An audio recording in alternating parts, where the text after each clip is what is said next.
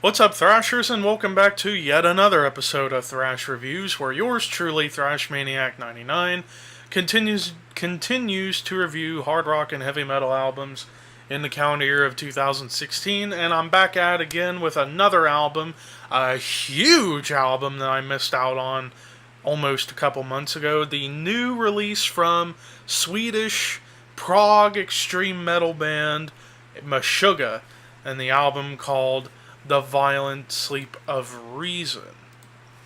With that being said, Meshuggah formed back in 1987, I believe. To my knowledge, I believe it was 87 when they started, and they had their first album out in, excuse me. Sometimes whenever you do these reviews over and over, you do kind of tend to lose your thought process a bit. But anyways, so their first album came out in 91 called Contradictions Collapse in 91, where it was much more in the thrash metal vein, and then they didn't really become the prog metal, extreme metal band that they would become until album number 2 with Destroy, Erase, Improve in 95, and that was a monumental album for prog metal, extreme prog, whatever you may want to call this band. And they've helped grow a big reputation for having some of the most rhythmically challenging music out there.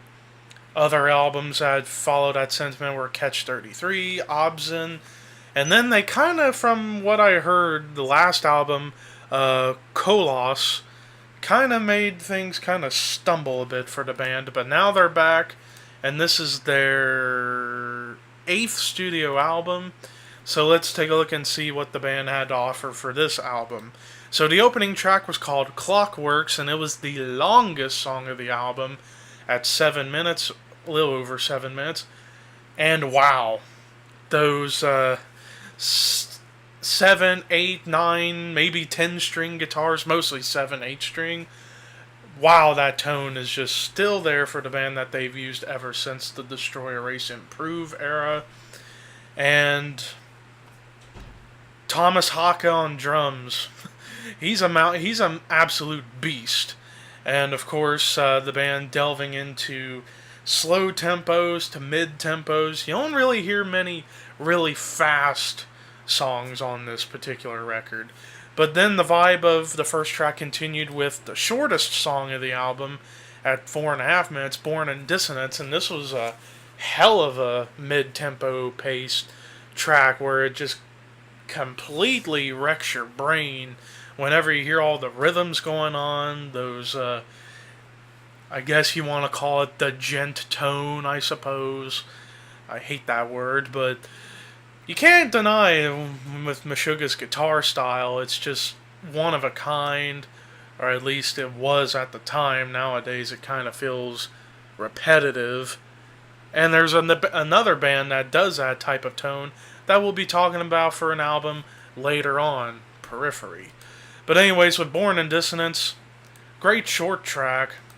Moving on to the song Nostrum, 5 minutes. Kind of more or less following the same pattern as Born in Dissonance. But I tell you, the big highlight of this track was Jens Kidman on vocals. His guttural, I don't know if it's really guttural, but like a gruff vocal. It's not really like death metal level or anything like that. It's just more of a gruff, unclean singing. He was the star of the show on this track because his voice is just brutal throughout.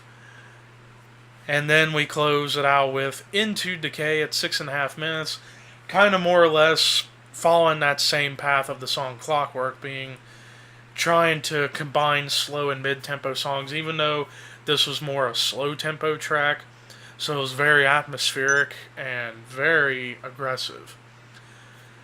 So overall, for a return album for Meshuggah, since it had been 4 years since the slump that was Kolos, boy, the band is back. And when it comes to the gent style of guitars, no band can do it better than Meshuggah. Not Periphery, not any other band associated with this gent stuff. And before I give this a score, I just want to come out and say, when it comes to gent is not a real genre.